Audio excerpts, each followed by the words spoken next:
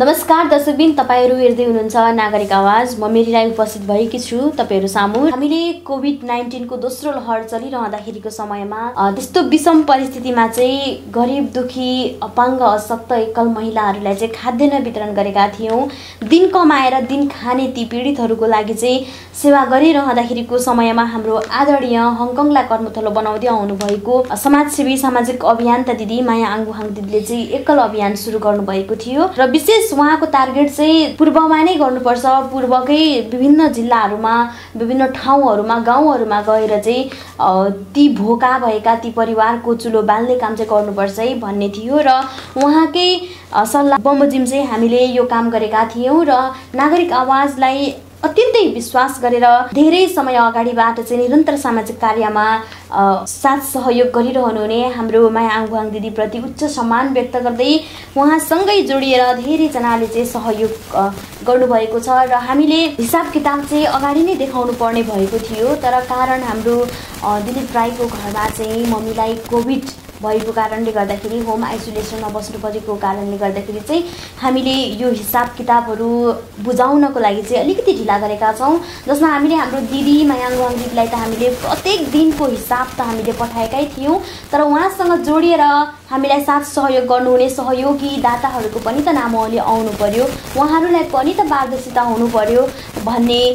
सोच लिएर चाहिँ आज हामी सम्पूर्ण तपाईँ सहयोग गर्नुहुने समाजसेवी आदरणीय दिदी दाजुभाइ जो जति पनि आबद्ध हुनुभएको छ तपाईहरुको नामावली र तपाईहरुको एमाउन्ट चाहिँ हामी खुलाउँदै छौं। यसै क्रममा हामी नागरिक आवाज टिमलाई चाहिँ अत्यन्तै विश्वास गरेर हङकङमा बस्नुहुने नेपाली दाजुभाइ दिदीबहिनीहरू लगायत हाम्रो आदरणीय समाजसेवी दिदी माया आङबुहाङ दिदीबाट पनि आएको रकम चाहिँ म सबै तपाईहरुलाई सुनाउने छु र कति रकम आएको थियो र हामीले कति घर परिवारलाई चाहिँ खाद्यान्न वितरण गर्यौं, जम्मा कति पटक गरेर मसँग चाहिँ कति रकम आएको थियो त भन्ने कुराहरुको जानकारी गराउने छु र कसले चाहिँ सहयोग गर्नु भएको थियो त भनेर पनि तपाईहरुको नामावली वाचन गरेर सुनाउने छु। हामीलाई आएको रकमबाट पहिलो पटक आएको रकम चाहिँ रु 15,000 नेपाली, त्यसैगरी दोस्रो पटक आएको रकम 79,800, त्यसैगरी तेस्रो पटक आएको रकम 59,800, त्यसैगरी चौथो पटक आएको रकम चाहिँ 90,800 गरेर चाहिँ जम्मा टोटल रकम चाहिँ 2,65,400 रुपैयाँ आएको थियो। हाम्रो माया आङबुहाङ दिदीले चाहिँ हामी नागरिक आवाजलाई पठाउनु भएको थियो र म भन्ने गर्छु एकचोटीको जाडो मौसमले मात्रै जाडो कहिले पनि जाँदैन, पुनः पनि जाडो मौसम आउन सक्छ। हामीले जुन काम गरिरहेको छौं त्यो काममा चाहिँ हामीले क्लियर भएर काम गर्नुपर्छ हैन, हरेक कुरा पारदर्शी गराउनुपर्छ र पारदर्शी गराउन जरुरत पनि छ किनकि समाजसेवाको नाममा समाजसेवाको खोल ओडेर धेरै त्यस्ता गर्ने व्यक्तिहरू पनि छन्। धेरै जनाले चाहिँ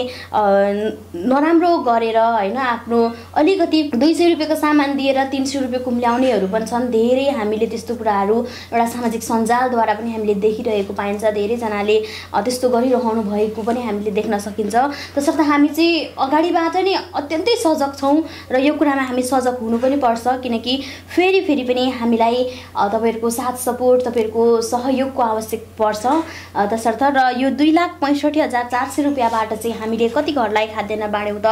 भनेर पनि म जानकारी गराउने छु। र त्यो भन्दा पहिला चाहिँ यो 2,65,400 रुपैयाँ संकलन गर्नको लागि हाम्रो माया आङबुहाङ दिदीले दिनरात नभनिकन एउटा फेसबुकमा सानो स्ट्याटस लेखेर अपलोड गर्न त कति टाइम लाग्छ, कति सोच्नु पर्छ, तर उहाँले त आफ्नो हरेक जिम्मेवारीहरूलाई आफ्नो पारिवारिक झमेलादेखि लिएर हरेक समस्याहरूलाई चाहिँ झेलेर एउटा नारी भएर पनि आफ्नो देशमा रहेको ती पीडितहरूको आवाजलाई ती दुखीहरूलाई चाहिँ चुलो बाल्ने काम गर्नुपर्छ, केही न केही सहयोग गर्नुपर्छ एउटा सल्लाह अनुसार चाहिँ हामीले यो काम गरेका थियौं। र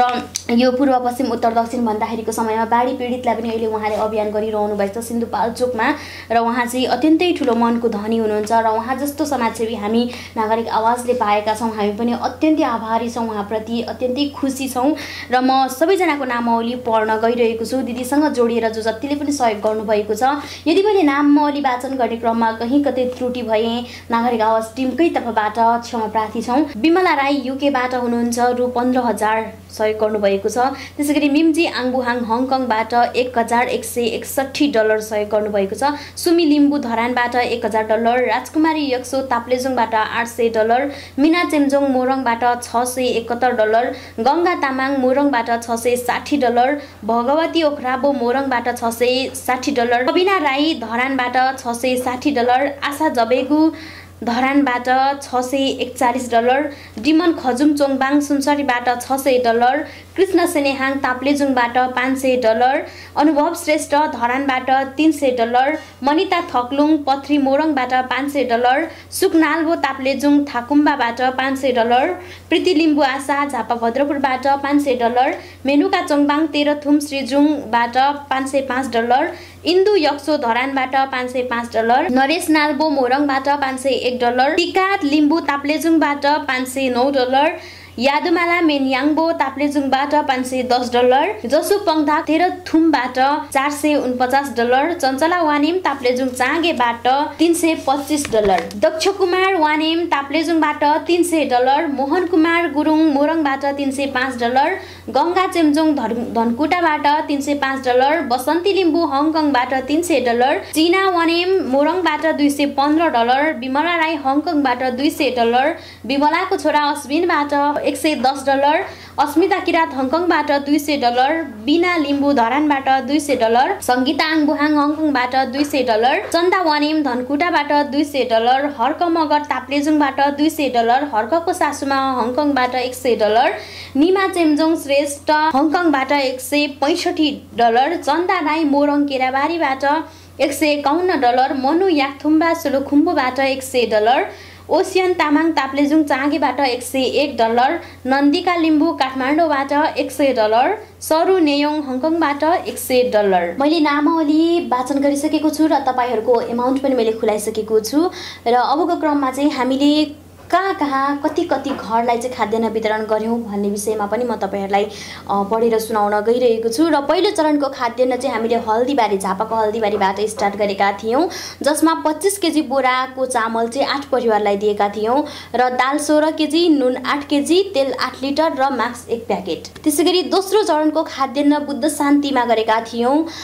जुन चाहिँ 25 केजीको चामल हामीले 26 परिवारलाई वितरण गरेका थियौं। त्यसैगरी दाल 26 केजी, त्यसैगरी नुन 52 केजी र 26 लिटर तेल। त्यसैगरी तेस्रो चरणको खाद्यान्न बेलबारीमा गरेका थियौं, मोरङ बेलबारीमा, र त्यहाँ चाहिँ 25 केजी बोराकै चामल 22 परिवारलाई वितरण गरेका थियौं र दाल 44 केजी र तेल 22 लिटर। त्यसैगरी चौथो चरणको खाद्यान्न चाहिँ हामीले झापाको भद्रपुरमा गरेका थियौं, चामल 25 केजीको बोरा 5 परिवारलाई, त्यसैगरी दाल 9 केजी, तेल 5 लिटर, नुन 5 केजी र आलु 2 केजी वितरण गरेका थियौं। त्यसैगरी पाँचौं चरणको खाद्यान्न चाहिँ हामीले इटहरी र दमकमा गरेका थियौं। दमकमा चाहिँ हामीले आम्दा हस्पिटलमा निशुल्क खाना वितरण गरिरहेका युवाहरूको लागि गरेका थियौं भने त्यसैगरी हामीले इटहरीमा चाहिँ कोभिड लागेका 36 परिवार र आम्दा हस्पिटलमा चाहिँ हामीले 5 बोरा चामल गरेर चाहिँ हामीले जम्मा 41 बोरा चामल चाहिँ हामीले वितरण गरेका थियौं। 25 केजीको 41 बोरा चामल 41 परिवारलाई, त्यसैगरी दाल 43 केजी, तेल 5 लिटर। त्यसैगरी छैटौं चरणको खाद्यान्न चाहिँ हामीले धरानमा गरेका थियौं, चामल 25 केजीको बोरा 1 परिवारलाई र नुन तेल वितरण गरेका थियौं। त्यसैगरी सातौं चरणको खाद्यान्न हामीले अन्तिम पटक गरेका थियौं, जुन चाहिँ हामीसँग अलिकति आर्थिक कम भएको कारणले गर्दाखेरि चाहिँ हामीले त्यहाँ चामल र दाल मात्रै दिएका थियौं, जसमा 25 केजी बोराको चामल 20 परिवारलाई र दाल 20 केजी र 2,65,400 रुपैयाँबाट चाहिँ हामीले जम्मा जम्मी 125 घरलाई चाहिँ 25 केजी बोराको चामल चाहिँ हामीले वितरण गरेका थियौं, जसमा 3,125 केजी चामल हामीले वितरण गरेछौं। त्यसैगरी दाल 136 केजी वितरण गरेछौं, नुन 68 केजी वितरण गरेछौं, त्यसैगरी तेल चाहिँ 45 लिटर, त्यसैगरी मास्क गरेर चाहिँ हामीले वितरण गरेका थियौं र त्यसमा हामीलाई त्यहाँ जानको लागि, त्यहाँ गएर खाद्यान्न वितरण गर्नको लागि हामीलाई त्यति सहज थिएन, हामीलाई अत्यन्तै गाह्रो थियो। त्यो गाह्रो समयमा पनि हामीले गाडीलाई भनसुन गरेर कतिौं पटक त हामीलाई इलाम जाँदाखेरि त हामीलाई धेरै गाह्रो भएको थियो। त्यो गाह्रोको त्यो दुःखको कुराहरू तपाईहरुलाई सुनाउँदाखेरि सायदै पनि त्यो होइन जस्तो लाग्छ हैन, तर हामीले जे गरेका छौं, एउटा मानव सेवा गरेका छौं, भित्री हृदयबाट गरेका छौं, त्यसमा हामी अत्यन्तै खुसी छौं। र हामीले गाडी लगेर गएका थियौं, हामीले मोरङदेखि लिएर इलामदेखि लिएर झापाका विभिन्न ठाउँहरुमा चाहिँ हामीले खाद्यान्न वितरण गर्यौं र अहिले चाहिँ लकडाउन अलिक खुकुलो भएको कारणले गर्दाखेरि अब अब खाद्यान्न वितरण गरिसकेको हिसाब किताबहरू चाहिँ तपाईहरुलाई हामीले बुझाइरहेका छौं र त्यसैमा गाडी भाडा पनि जोडिएको छ र हामीले माया आङबुहाङ दिदी जो संयोजक हुनुहुन्छ सामाजिक अभियन्ता दिदी उहाँलाई चाहिँ हामीले प्रत्येक दिनको हिसाब किताब चाहिँ हामीले बेलुकै पठाउने गरेका थियौं तर समग्रमा तपाई सम्पूर्ण सहयोगी दाताहरूलाई पनि हामीले भन्नुपर्छ सुनाउनु पर्छ भन्ने लागेर चाहिँ हामीले यो हिसाब विवरण दिइरहेका छौं र एकदमै धेरै धन्यवाद दिन चाहन्छु जो जति पनि हाम्रो माया आङबुहाङ दिदी समाजसेवी दिदीसँग जोडिएर चाहिँ सहयोग पुर्याउनु भएको छ माया आङबुहाङ दिदीको पनि आफ्नै समस्या थियो होला अनेकौं दुःखहरू थिए होला ड्युटी देखि लिएर घर सम्हाल्नु पर्ने हरेक एउटा जिम्मेवारी हुन्छ छोरी मान्छे भइसकेपछि हैन तर ती जिम्मेवारीहरूलाई पनि पर राखेर चाहिँ आफ्नो देशको लागि सम्झिनु भएको छ आफ्नो देशमै परेका ती पीडितहरूलाई ती बिरामीहरूलाई ती रोगीहरूलाई अर्थात् ती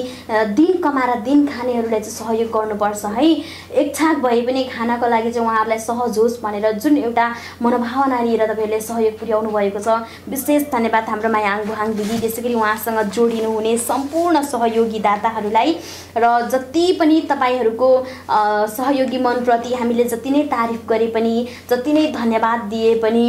कमै हुन्छ र हामीसँग एउटा नागरिक आवाज टिमसँग तपाईहरुको लागि धन्यवाद र आभार प्रकट गर्न बाहेक अरु केही पनि छैन हामीले तपाईहरुलाई केही पनि दिन सक्दैनौं तर त्यति नै भए पनि तपाईहरुको साथ सपोर्टको चाहिँ सदैव हामी अपेक्षा गरिरहन्छौं यी धन्यवाद शब्द सँगसँगै तपाईहरुले सदैव हामीलाई साथ दिनुहुन्छ भन्ने पूर्ण आशा पनि लिएका छौं र हामीले हिसाब किताब देखाउने क्रममा तपाईहरुलाई के कस्तो लाग्छ त्यसको तपाईहरुले कमेन्ट पनि गर्न सक्नुहुनेछ र कहीं कतै चित्त नबुझेको समयमा तपाईहरुले हामीलाई भन्न पनि सक्नुहुनेछ र मैले अघि नै पनि तपाईहरुलाई भनिसकेको छु हामीले 125 कलाई खाद्यान्न वितरण गर्यौं जसमा 2,65,400 रुपैयाँ चाहिँ रकम हामीमा आएको थियो र एकदमै धन्यवाद फेरि पनि तपाई सम्पूर्णलाई र हामीले यो हिसाब पनि तपाईहरुलाई त्यहाँ राखिदिने छौं यदि तपाईहरुलाई चित्त नबुझेको खण्डमा तपाईहरुले कमेन्ट पनि गर्न सक्नुहुनेछ र हिजोको दिनमा नागरिक आवाजले यसरी नै पारदर्शितापूर्वक काम गरिरहेको थियो र आज पनि गरिरहेको छ र भोलि पनि गरिरहनेछ तपाईहरुको साथ सपोर्ट माया आशीर्वाद पाएसम्म र धेरै दुःखका बावजुद धेरै समस्याका बावजुद पनि हामीले यो खाद्यान्न वितरण गरेका थियौं जसमा हाम्रो आवाज हामीले भन्दा पनि हामीलाई साथ दिनुहुने माया आङबुहाङ दिदी प्रति चाहिँ उच्च सम्मान व्यक्त गर्दछौं किनकि दिदीले नै हामीलाई भन्नुभएको थियो रोगले भन्दा पनि भोकले मान्छे मरिसकेका छन् अर्थात् मर्दै छन् दिन प्रतिदिन लकडाउन बढिरहेको छ गाह्रो भएको छ ती चिया बगानमा काम गर्ने ती दिन कमाएर दिन रोज गरेर खाने मान्छेहरूलाई चाहिँ गाह्रो भएको छ है बहिनी भनेर चाहिँ हामीलाई दिदीले सल्लाह दिए अनुसार चाहिँ हामीले यो काम गरेका थियौं र मलाई लाग्छ हामीले कहीं कतै पनि खोट लाउने काम गरेको छौं जस्तो मलाई लाग्दैन र दिदीलाई पनि के कस्तो लाग्छ तपाईले पनि कमेन्ट गर्न सक्नुहुनेछ र हामीले यसरी हिसाब विवरण देखाइरहँदाखेरि हाम्रो संयोजक हाम्रो सामाजिक अभियन्ता माया दिदी हजुरलाई के कस्तो लाग्छ यदि मनमा चित्त बुझेको छैन भनेदेखि अवश्य पनि भाइ बहिनीलाई सल्लाह सुझाव दिन सक्नुहुनेछ तपाईकै सल्लाह अनुसार हामीले यो काम गरिरहेको थियौं र गरिरहने छौं आउँदो दिनमा पनि र तपाईलाई के कस्तो लाग्छ तपाईले मात्रै नभएर तपाईसँग जोडिएर सहयोग गर्नुहुने सम्पूर्ण सहयोगी दाताहरूले पनि हाम्रो काम के कस्तो लागेको छ त्यो बारेमा चाहिँ तपाईहरुले पनि कमेन्ट गर्दिनु होला र एउटा काम राम्रो गरौँ भन्दामा उसले जीवन्त राम्रो काम गरेको हुन्छ भन्ने पनि हुँदैन कुनै कुनै समय हामीले पनि राम्रो काम गरिरहँदा गलत गरेको हुन सक्छ त्यसमा तपाईहरुले सल्लाह सुझाव दिनु होला सल्लाह सुझाव दिँदाखेरि पनि हामीले सुधार ल्याएनौं भनेदेखि अवश्य पनि हामी शिर झुकाएर तपाईहरु सामु माफी माग्न तयार छौं र एकदमै धेरै धन्यवाद दिदै हामीले खाद्यान्न वितरण कार्यक्रम चाहिँ सायदै पनि हामीले महिना जति त हामी लगातार कुदेका थियौं लगातार हाम्रो समयलाई चाहिँ खर्चेर हिँडेका थियौं कहाँ कहाँ पुगेनौं कहाँ कहाँ गएनौं हैन त्यस्तो अवस्थामा पनि हामीले चाहिँ गएर खाद्यान्न वितरण गरेका थियौं र एकदमै धेरै धन्यवाद तपाई सम्पूर्ण सहयोगी दाताहरूलाई जसले पनि सहयोग गर्नु भएको छ र आजबाट चाहिँ हाम्रो खाद्यान्न वितरण कार्यक्रम समापन भइसकेको छ म यही तपाईहरुलाई जानकारी गराउन चाहे सक्दो आफूले अनावश्यक खर्च नगरेर रिचार्ज कार्ड देखि लिएर